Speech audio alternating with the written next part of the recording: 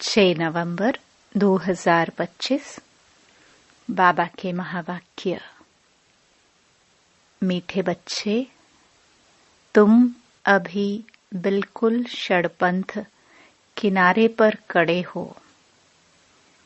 तुम्हें अब इस पार से उस पार जाना है। घर जाने की तैयारी करनी है। प्रश्न। कौन सी एक बात याद रखो तो अवस्था अचल अडोल बन जाएगी? उत्तर। Past is past. बीती का चिंतन नहीं करना है, आगे बढ़ते जाना है। सदा एक की तरफ देखते रहो तो अवस्था अचल अडोल हो जाएगी। तुमने अब कलयुग की हद छोड़ दी, फिर पिछाड़ी की ओर क्यों देखते हो? उसमें बुद्धि जरा भी ना जाए।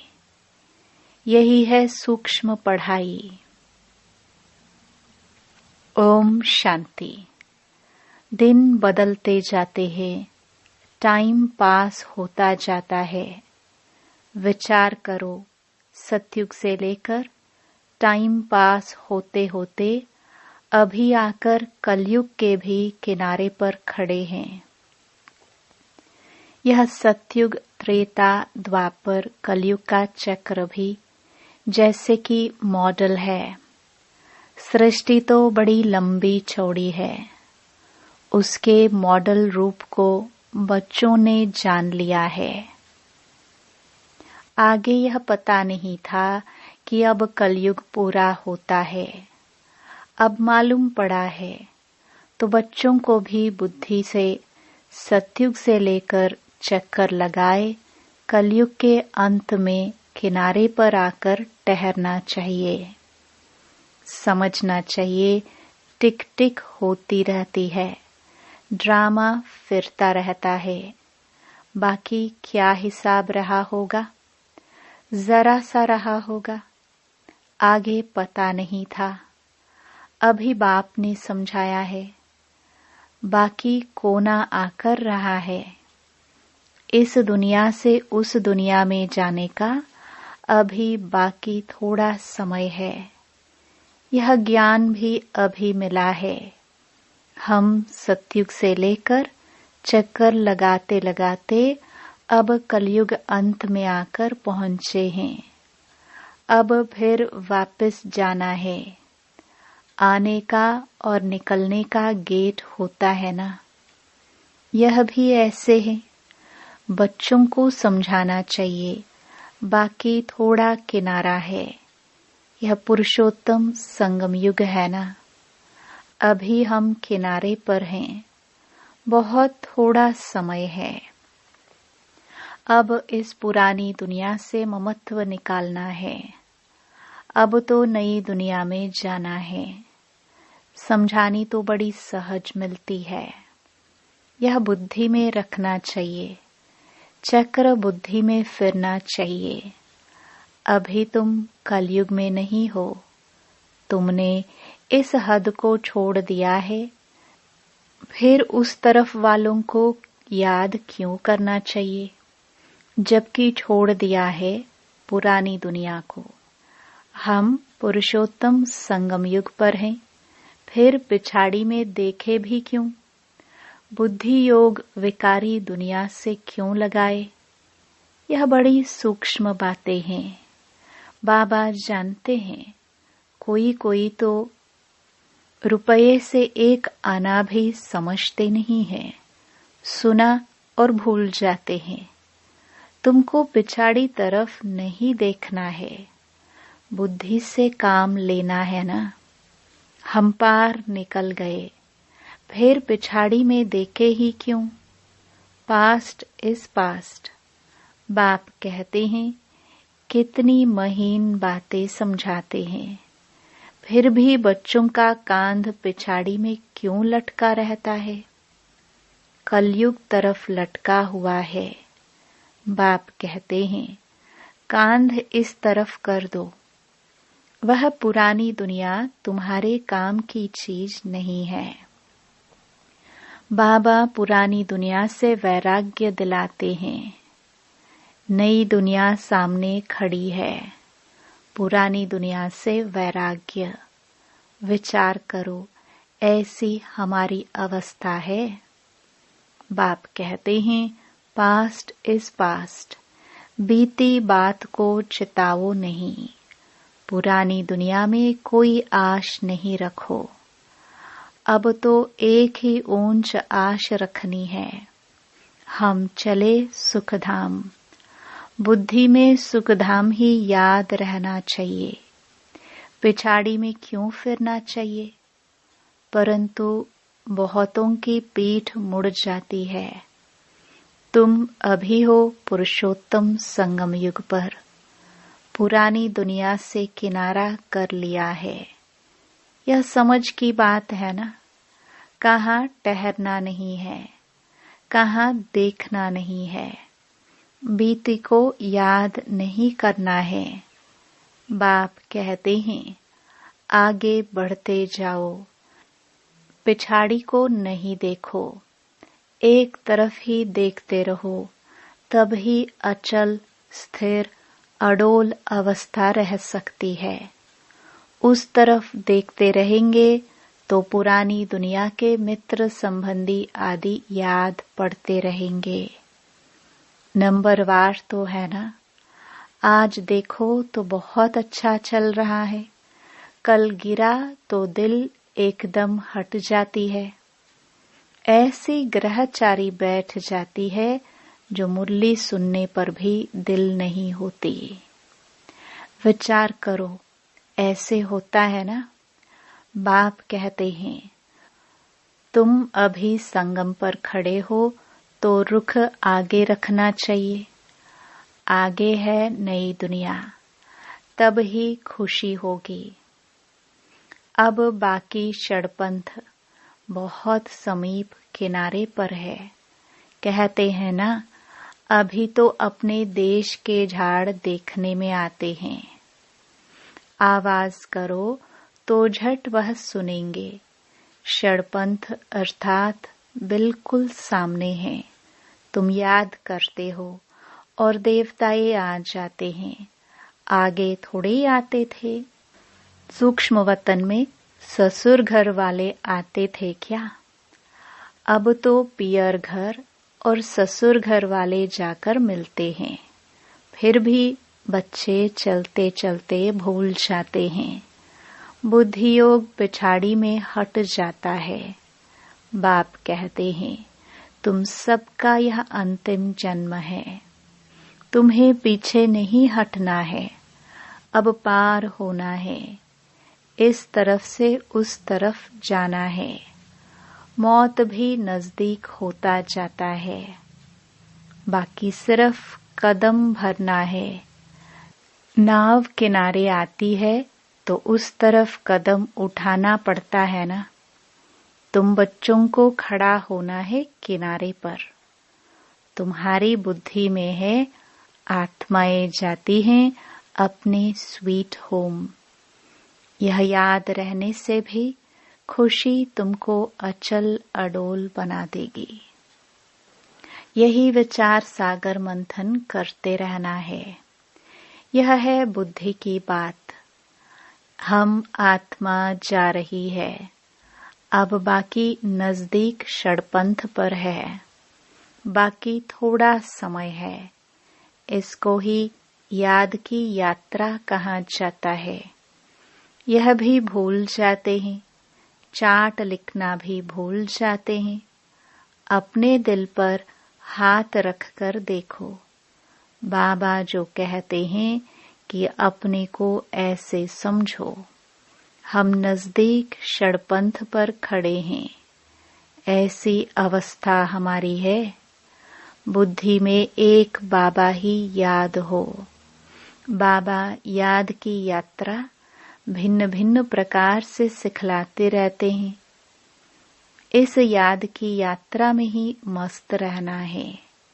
बस अब हमको जाना है। यहाँ है सब झूठे संबंध, सच्चा सत्युग का संबंध है। अपने को देखो, हम कहाँ खड़े हैं। सत्युग से लेकर बुद्धि में यह चक्र याद करो। तुम स्वदर्शन चक्रधारी हो ना। सत्युग से लेकर चक्कर लगाए आकर किनारे पर खड़े हुए हो। षडपंथ हुआ ना। कई तो अपना टाइम बहुत व्यर्थ गवाते रहते हैं। 5-10 मिनट भी मुश्किल याद में रहते होंगे। स्वदर्शन चक्रधारी तो सारा दिन बनना चाहिए। ऐसे तो है नहीं। बाबा भिन्न भिन्न तरीके से समझाते हैं।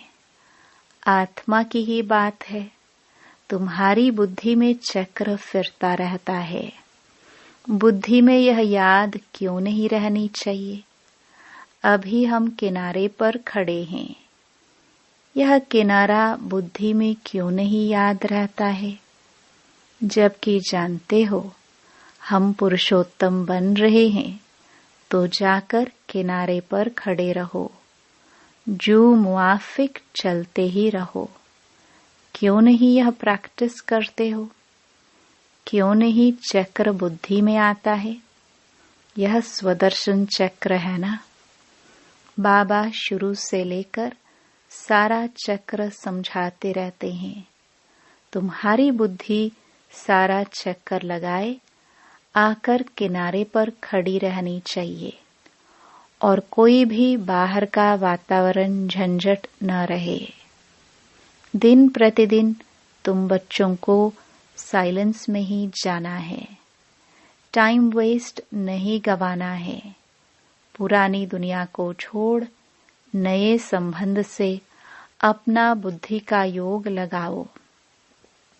योग नहीं लगाएंगे तो पाप कैसे कटेंगे। तुम जानते हो यह दुनिया ही खत्म होनी है। इनका मॉडल कितना छोटा है। 5000 वर्ष की दुनिया है। अजमेर में स्वर्ग का मॉडल है, परंतु किसको स्वर्ग याद आएगा क्या। वह क्या जाने स्वर्ग से। समझते हैं स्वर्ग तो 40,000 वर्ष के बाद आएगा। बाप तुम बच्चों को बैठ समझाते हैं। इस दुनिया में कामकाज करते बुद्धि में यह याद रखो कि यह दुनिया तो खत्म होने वाली है। अब जाना है। हम पिछाड़ी में खड़े हैं। कदम कदम जो मिसल चलता है। मंजिल कितनी बड़ी है। बाप तो मंजिल को जानते हैं ना। बाप के साथ दादा भी इकट्ठा है। वह समझाते हैं तो क्या यह नहीं समझा सकते। यह भी सुनते तो है ना। क्या यह ऐसे ऐसे विचार सागर मंथन नहीं करता होगा। बाप तुमको विचार सागर मंथन करने की पॉइंट्स सुनाते रहते हैं। ऐसे नहीं कि बाबा बहुत पिछाड़ी में है। अरे यह तो दुम लटका हुआ है, फिर पिछाड़ी में कैसे होगा। यह सब गुह्य गुह्य बातें धारण करनी है।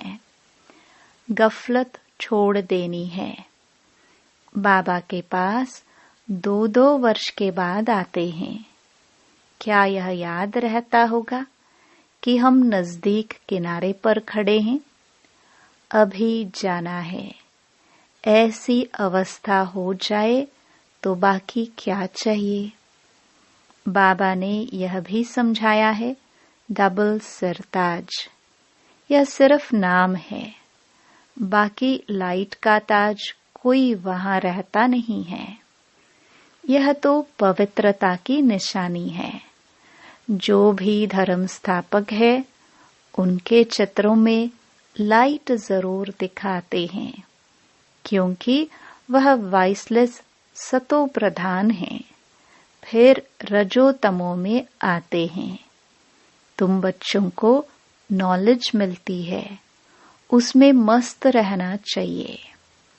भल तुम हो इस दुनिया में, परंतु बुद्धि का योग वहां लगा रहे। इनसे भी तोड़ तो निभाना है। जो इस कुल के होंगे वह निकल आएंगे। सैपलिंग लगना है। आदि सनातन देवी देवता धर्म वाले जो होंगे वह जरूर आगे पीछे आएंगे। पिछाड़ी में आने वाले भी आगे वालों से तीखे जाएंगे। यह पिछाड़ी तक होता रहेगा। वह पुरानों से तीखे कदम बढ़ाएंगे। सारा इम्तिहान है याद की यात्रा का। भल देरी से आए हैं, याद की यात्रा में लग जाए और सब धंधा धोरी छोड़ इस यात्रा में बैठ जाए। भोजन तो काना ही है। अच्छी रीति याद में रहे तो इस खुशी जैसी खुराक नहीं। यही तात लगी रहेगी। अभी हम जाते हैं। 21 जन्मों का राज्य भाग्य मिलता है। लॉटरी मिलने वाले को खुशी का पारा चढ़ जाता है ना। तुमको बहुत मेहनत करनी है। इसको ही अंतिम अमूल्य जीवन कहा जाता है। याद की यात्रा में बहुत मजा है। हनुमान भी पुरुषार्थ करते करते स्थैर्यम बनाना। भंबोर को आग लगी, रावण का राज्य जल गया। यह एक कहानी बना दी है। बाप यथार्थ बात बैठ समझाते हैं। रावण राज्य खलास हो जाएगा। स्थैर्यम बुद्धि इसको कहा जाता है। बस सब षड़पंथ है। हम जा रहे हैं। इस याद में रहने का पुरुषार्थ करो, तब खुशी का पारा चढ़ेगा। आयु भी योग बल से बढ़ती है। तुम अभी दैवी गुण धारण करते हो, फिर वह आधा कल्प चलती है। इस एक जन्म में तुम इतना पुरुषार्थ करते हो, जो तुम जाकर यह लक्ष्मी नारायण बनते हो, तो कितना पुरुषार्थ करना चाहिए। इसमें गफलत व टाइम वेस्ट नहीं करना चाहिए। जो करेगा सो पाएगा। बाप शिक्षा देते रहते हैं। तुम समझते हो, कल्प कल्प हम विश्व के मालिक बनते हैं। इतने थोड़े टाइम में कमाल कर देते हैं। सारी दुनिया को चेंज कर देते हैं। बाप के लिए कोई बड़ी बात नहीं। कल्प कल्प करते हैं। बाप समझाते हैं। चलते फिरते खाते पीते अपना बुद्धि योग बाप से लगाओ। यह गुप्त बात बाप ही बच्चों को बैठ समझाते हैं। अपनी अवस्था को अच्छी रीति जमाते रहो, नहीं तो ऊंच पद नहीं पाएंगे। तुम बच्चे नंबरवार पुरुषार्थ अनुसार मेहनत करते हो। समझते हो अभी तो हम किनारे पर खड़े हैं, फिर पिछाड़ी में हम क्यों देखें। आगे कदम बढ़ते रहते हैं। इसमें अंतर्मुखता बहुत चाहिए। इसलिए कछुए का भी मिसाल है। यह मिसाल आदि सब तुम्हारे लिए है। सन्यासी तो है ही हठ योगी। वह तो राजयोग सिखला न सके। वो लोग सुनते हैं तो समझते हैं यह लोग हमारी इंसल्ट करते हैं। इसलिए यह भी युक्ति से लिखना है। बाप बिगर राजयोग कोई सिखला न सके। इनडायरेक्ट बोला जाता है तो ख्याल न हो। युक्ति से चलना होता है ना। जो सर्प भी मरे लाटी भी ना टूटे। कुटुंब परिवार आदि सबसे प्रीत रखो, परंतु बुद्धि का योग बाप से लगाना है। तुम जानते हो हम अभी एक की मत पर हैं। यह है देवता बनने की मत। इसको ही अद्वैत मत कहा जाता है। बच्चों को देवता बनना है। कितना बार तुम बने हो? अनेक बार। अभी तुम संगम युग पर खड़े हो। यह अंतिम जन्म है। अब तो जाना है। पिछाड़ी में क्या देखना है? देखते हुए फिर भी अपनी अडोलता में तुम खड़े रहो। मंजिल को भूलना नहीं है। तुम ही महावीर हो जो माया पर जीत पाते हो। अभी तुम समझते हो हार और जीत का यह चक्र फिरता रहता है। कितना वंडरफुल ज्ञान है बाबा का। यह पता था क्या कि अपने को बिंदी समझना है? इतनी छोटी सी बिंदी में सारा पाठ नूंधा हुआ है जो चक्र फिरता रहता है। बहुत वंडरफुल है। वंडर कहाँ छोड़ना ही पड़ता है। अच्छा, मीठे मीठे सिखिलदे बच्चों प्रति माता पिता बाप दादा का याद प्यार और गुड मॉर्निंग। रूहानी बाप की रूहानी बच्चों को नमस्ते। धारणा के लिए मुख्य सार। पहला, पीछे मुड़कर नहीं देखना है। किसी भी बात में ठहर नहीं जाना है। एक बाप की तरफ देखते हुए अपनी अवस्था एक रस रखनी है। दूसरा, बुद्धि में याद रखना है कि अभी हम किनारे पर खड़े हैं। घर जाना है। गफलत छोड़ देनी है। अपनी अवस्था जमाने की गुप्त मेहनत करनी है। वरदान।